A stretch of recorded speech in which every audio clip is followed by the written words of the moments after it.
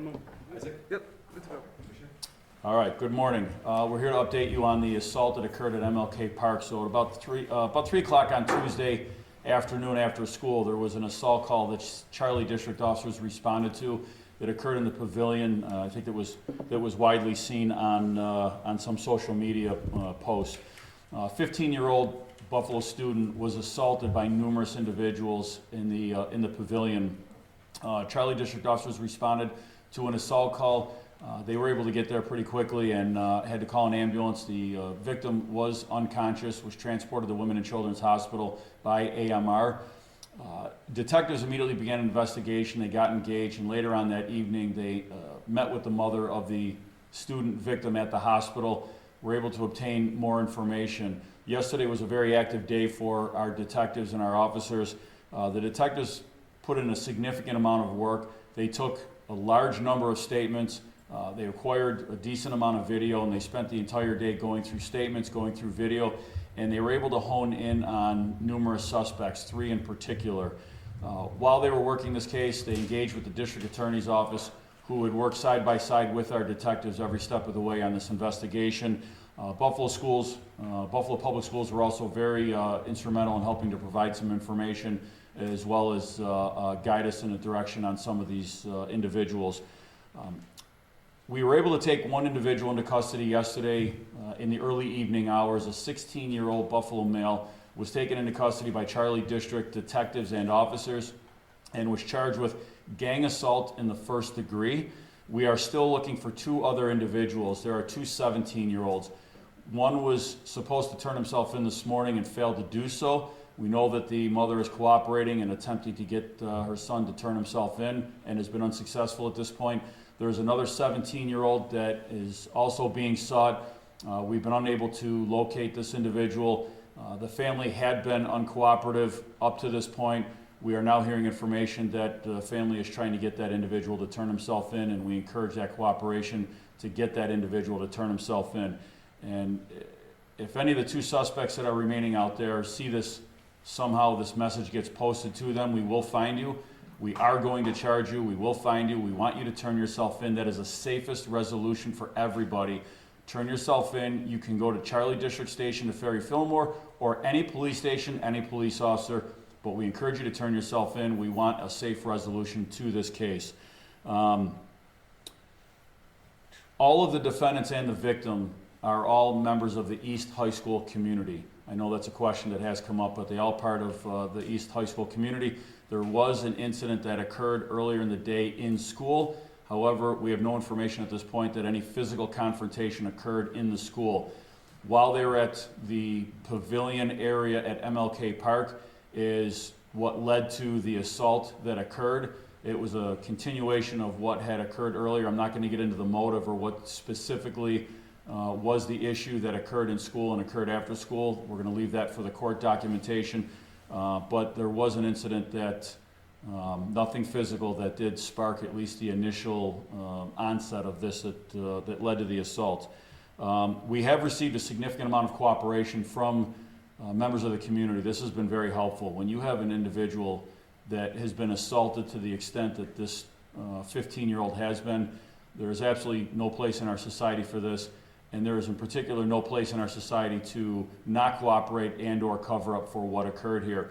We have received a significant amount of cooperation, and we are very pleased to report that. And that got us into a position that we were able to identify 3 suspects rather quickly. So, or at least identify them to prepare for arrest. As I said, we were able to make 1 arrest, still searching for the other 2.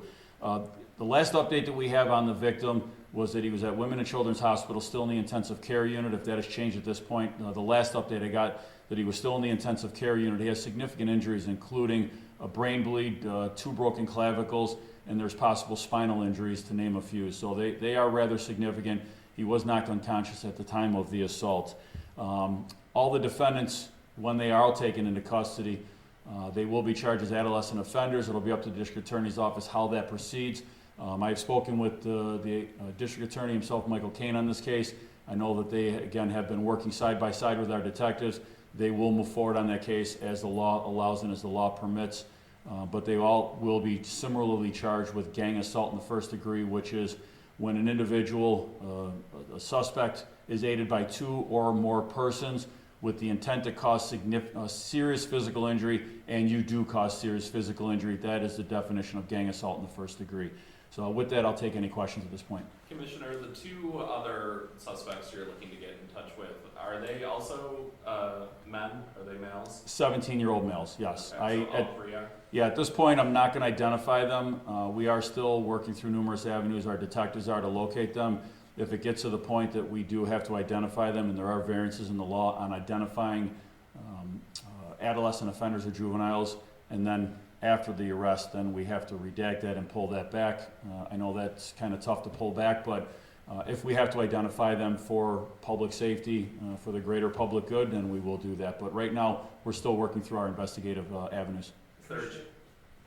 Is there a chance for more arrests? I mean, we saw the video, there's a lot of people there. I mean, if you're able to identify others in that video, what happens? So right now, we feel comfortable with 3 arrests. If something were to change, then we would certainly look at that. But as I said, there has been a significant amount of cooperation. We've gotten numerous views of various videos that were taken at the time, and our detectives spent a considerable amount of time going through all of that video. So right now, we're confident with the 3 arrests that we are looking to make. 1 made, 2 more to go. Commissioner, you said the mother of the 17-year-old who is cooperating with you is trying to, I think you said locate her kid or Yes. I mean, aren't those words troubling? She's trying to locate her 17-year-old to bring in? You know, I don't know the dynamic there, but I think we're all keenly aware that there are troubled juveniles out there, troubled adolescent offenders, to stick with the legal terms, but, youth. And we know that there are parents that try and have to rely on the legal system at times and just cannot control their children. Unfortunately, some of them get caught up in the street life. That doesn't mean that we don't have parents that are trying. We also know that we have parents that are not engaged and are not very helpful. I'm not saying that in this case. We know that the mother has been helpful, and she has been trying to encourage her son to turn himself in. I don't believe she's been able to get contact with him. So in this particular case, I'm not going to throw any definition on what's going on in the family dynamic, but it is helpful and encouraging to know that the mother is trying to get that individual to turn himself in. On the other side, the other individual, we were not getting cooperation. It has just come to my attention that they are now, someone in the family is trying to get that family member to turn himself in, and I hope that continues on and they do help locate that individual and bring him in. That, again, is the safest resolution for everybody. Commissioner, in light of this incident, a lot of parents are speaking out about student safety at Buffalo Public Schools. Is the police department working with Buffalo Public Schools further to enhance student safety in public schools? We work every single day. As you know, we have a dedicated school resource team led by a chief, a lieutenant, numerous officers, and they are in and around and engaging schools, students, and the community outside of schools. They really go above and beyond with what they do. Our SROs are not there to provide a traditional police presence where they're looking to make arrests and they're looking to be a security presence. Our school resource officers are specifically trained to engage and build relationships with students and also the teachers. They will make arrests when necessary, but that is not their primary focus. They do a lot of things on the outside where they're doing custom notifications, they're visiting students, they're visiting parents, they're visiting other family members to try to break down some barriers and try to lead to, whether it be counseling services, other avenues. You'll see them at sporting events, you'll see them at restorative justice events where they're trying to, work out and broker resolutions on different cases, anything to avoid an arrest.